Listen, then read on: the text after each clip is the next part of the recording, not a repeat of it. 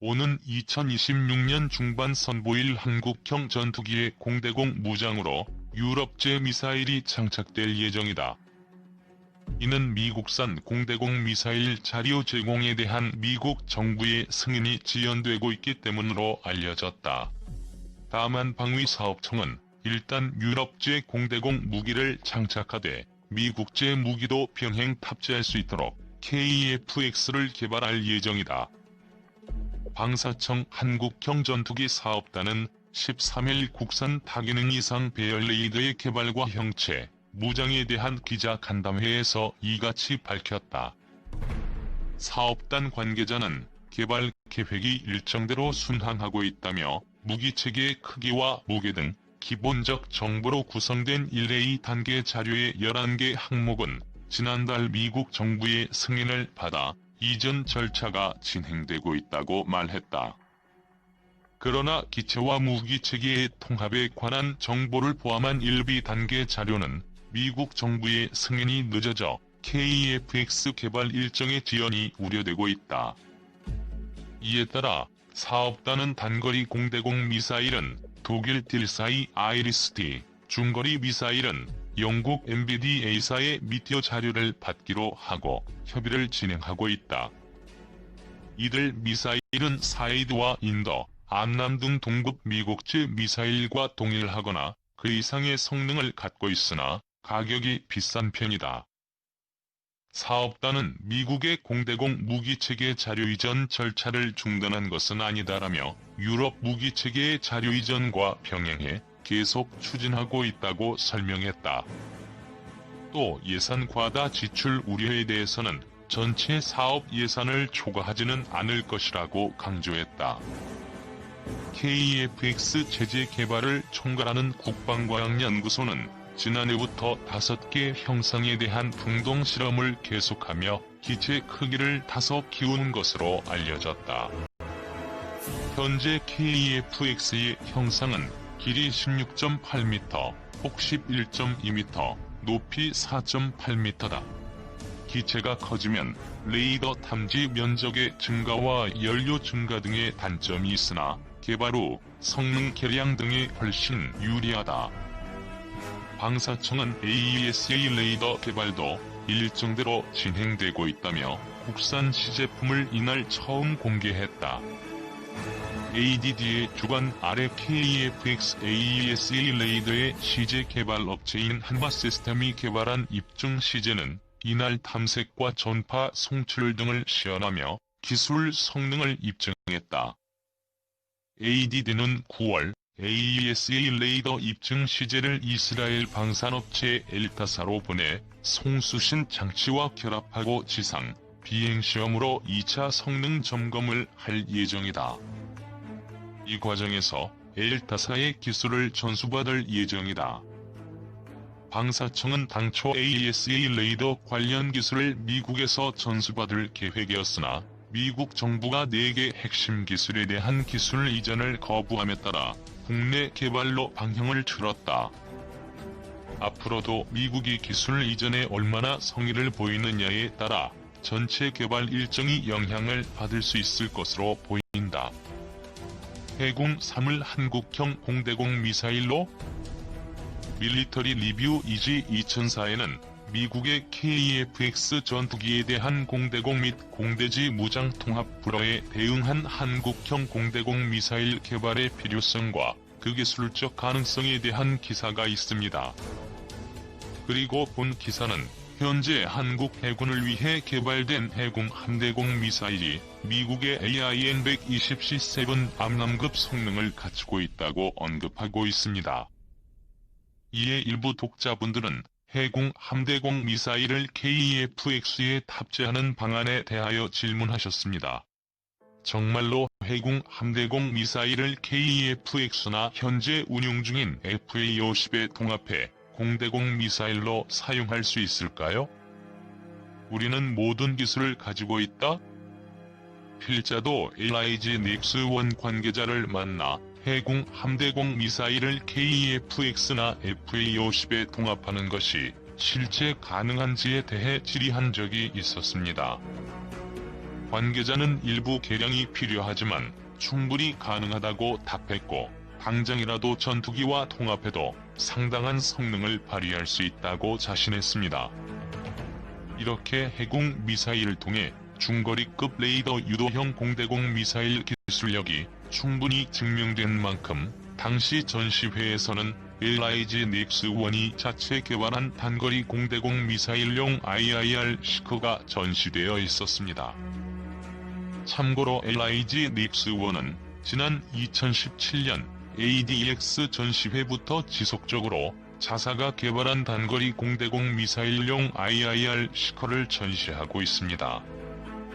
LIG-X-1 측의 주장은 해군 함대공 미사일을 통해 공대공 미사일을 구성하는 로켓 모터, 유도조종 체계, 지향성 탄두, 근접 신관 등의 핵심 기술이 충분히 증명된 상태라는 것입니다.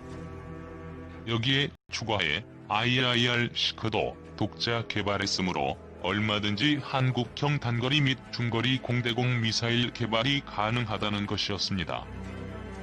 LIG-X-1이 개발한 단거리 공대공 미사일용 IIR-시커입니다. 미국의 AIM-9X보다 우수한 해상도와 탐색 능력을 자랑합니다. 외견적으로 IIR은 간단해 보이지만 고속으로 비행하거나 급격한 기동을 수행하는 공대공 미사일의 경우 공기의 마찰로 큰 열이 발생하므로 관측창을 일정하게 냉각하기 위한 가스 냉각 구조가 필요합니다. 그리고 근거리에서 입체적으로 급격히 기동하는 표적을 탐지 식별 추적하기 위해 가동 범위가 넓은 탐지기를 개발해야 하는 등 기존에 개발된 적외선 유도미사일들과는 상당히 다른 기술이 필요로 합니다. LIG-X-1이 개발한 공대공 탐색기는 실제 개발 시동차와 연결될 후미부의 직경이 5인치급으로 현재 미국이나 한국에서 운용 중인 AIM-9X 사이드와인드와 동일한 규모입니다. 그리고 형상 역시 종형 구조물 전방에 반구형 관측창이 장착되는 형태로 큰 차이가 없습니다. 통상적으로 5세대로 구분되는 최신 단거리 공대공 미사일의 경우 전방위 교전을 위해 넓은 감지 범위를 확보해야 합니다. 이를 위해 LIG-X-1의 모델은 관측창 내에서는 열영상용 FPA 검출기가 두 축 짐벌 위에 얹혀 회전축을 중심으로 360도, 100도 범위 내로 지향되는 구조를 가지고 있습니다. FPA 검출기는 640X480 배열로 128X128 배열을 사용하는 미국의 현형 AIM-9X와 비교해 해상도가 훨씬 높아 이론상 기만체를 식별하고 원거리에 표적을 포착하는 능력이 미국제보다 우수합니다. 그리고 짐벌은 통상적인 요피치 구성이 아닌 피치 요고성으로 측면으로 고속 교차하는 전투기 표적 탐지에 보다 적합한 형태를 가지고 있다고 합니다. 해군 3미사일 구조도로 구밴드 MW 시커와 함께 IIR 시커를 확인할 수 있습니다. 해군을 공대공으로 개조하려면 다시 원론을 돌아와 국내에서 KF-X 개발 사업이 결정됨과 동시에 2013년 이후부터 국방과학연구소와 LIG-X-1을 중심으로 한국형 공대공 미사일을 개발하자는 견해를 강력히 제기하였습니다. 하지만 한국 공군과 방사청은 KF-X와 공대공 미사일을 동시에 개발한 만한 예산 여력이 없었기에 사업안을 조심히 반려하였습니다. 그러다가 미국이 KF-X에 대한 자국산 공대공 미사일 통합 승인을 지속적으로 거부함에 따라 다시금 한국형 공대공 미사일 개발이 필요하다는 주장이 큰 힘을 얻고 있습니다. 한국형 공대공 미사일의 기반이 되는 해군 함대공 미사일은 1617억 원의 개발비를 투입해 2011년부터 개발을 시작해 2019년 말에 개발이 완료된 함대공 미사일입니다. 암속 표적에 대한 사거리는 20km급이며 쿠밴드 레이더 시커와 함께 비냉각형 IIR을 가지고 있습니다. 여기서 쿠밴드 레이더 시커는 천공지대공 미사일부터 사용된 검증된 기술을 다시 사용한 사례입니다. 그리고 해군은 적 전투기의 전자전 제밍이나 제프의 레이더가 쉽사리 방해받는다는 점에 대응해 열영상 시커를 추가함으로써 전 세계에서 유일한 능동 레이더 적외선 복합유도 방식 한대공 미사일로 탄생하였습니다. 그럼 왜 KF-X나 FA-50은 해군 미사일을 공대공용으로 사용하지 않을까요?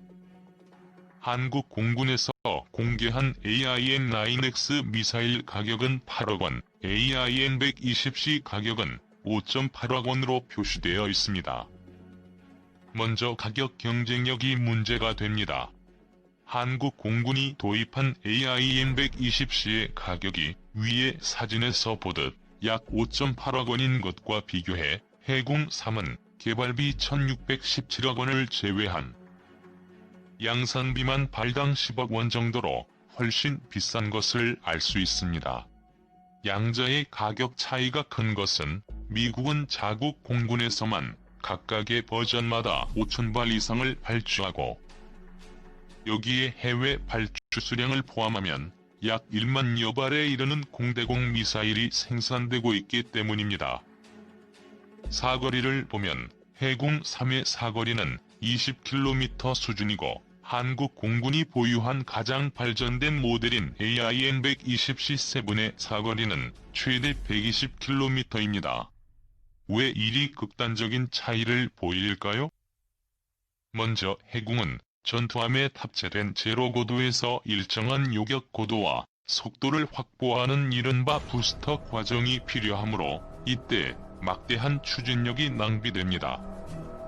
그리고 처음부터 긴 사거리보다는 20km 이내의 근거리 고속 표적에 대응하도록 고체 추진 로켓과 유도체계를 개발했기에 장거리 비행에 적합하지 않습니다. 이와 비교해 공대공 미사일은 전투기를 통해 충분한 고도에서 발사되므로 막대한 추진 에너지가 낭비되는 부스터 과정이 필요 없습니다. 또한 전투기 자체의 비행 속도가 마하 0.8을 넘고 통상적으로 적기가 발견되면 전투기는 마하 1 이상으로 가속해 미사일에게 충분한 가속도를 제공하므로 사거리가 크게 늘어나게 됩니다. 그래서 LIG 닉스1 관계자도 관련 계산을 해봐야 확실히 알겠지만 해군 3을 전투기에서 발사하면 그 사거리가 대략 3배 정도, 그러니까 약 60km 이상으로 늘어날 수 있을 것으로 보고 있었습니다. 결국 해군 3의 고체 로켓을 공대공 발사 형태에 적합하게 개량하면 충분한 사거리를 확보할 수 있을 것입니다. 덧붙여 해군 3은 고도 10m 이하로 저공 비행하는 대한미사일 표적을 요격할 수 있는데 이는 공대공 용도로 운용하면 충분히 저공으로 비행하는 순항 미사일을 요격할 수 있음을 의미합니다. 미국 AIM-120 암람 미사일이 30m 이하로 비행하는 순항 미사일을 요격할 수 있었던 것은 2010년대 이후에 등장한 AIM-120C7 버전 이후이므로 감히 해군 3이 AIM-120C7급 성능을 갖추고 있다는 언급이 나오는 것입니다. 해군 미사일이 저고도에서 비행 중인 MQM-107 암속 표적을 요격하는 장면입니다. 그러나 현실적으로 해군을 전투기에 탑재하는 것은 보통 일이 아닙니다. 공대공 미사일은 전투기에 탑재된 상태에서 강우, 습기, 급격한 온도 및 고도 변화에도 장시간 견딜 수 있어야 합니다. 일반적으로 함대공 미사일이나 지대공 미사일은 발사 직전까지 항원 항습이 유지되는 발사관에 보관되지만 공대공 미사일은 대체로 전투기 외부에 매달려 있습니다. 그런데 전투기는 작전에 따라 최저 수백 미터 고도에서 최대 12에서 15km까지의 고도를 오르락내리락 하는데 이때 주변 기압은 1기압에서 0.3기압까지 큰 변화가 나타납니다. 또한 대기 온도 역시 지면 근처에 섭씨 30도 이상에서 고고도에 섭씨 영하 40도 이하까지 하락하게 됩니다. 한국 공군 KF-16 전투기에서 AIM-120C가 발사하고 있는 장면입니다. 공대공 미사일은 막대한 환경 스트레스를 견디면서도 90% 이상의 명중률을 가지고 있어야 합니다. 더욱이 낮은 온도에서 비와 눈 등의 악천후를 만나면 공대공 미사일 외부에 얼음이 낄 수도 있고, 비를 만나면 미사일 내부에 물이 스며들기도 합니다. 그리고 전투기는 임무 시에 반드시 공대공 미사일을 발사하고 돌아오는 것이 아니기 때문에 임무 귀환 후 재출격할 때도 이상 없이 작동해야만 합니다. 통상적으로 공대공 미사일들은 정해진 비행 횟수 혹은 시간 동안은 대대적인 점검 없이도 정상 작동을 보장해야 하는 것입니다. 즉, 한국형 공대공 미사일을 개발하려면 마음대로 통합 및 개조가 가능한 국산형 전투기를 확보한 이후 장시간 엄청난 비용을 투입해 환경 운용 시험을 수행해야만 합니다. 다행히 한국에는 FA-50 전투기가 있어 환경 운용 시험이 가능하지만 그 시험 과정이 복잡하고 수백억 원 수준이 아닌 천억 원 이상의 비용이 필요하므로 큰 문제가 됩니다.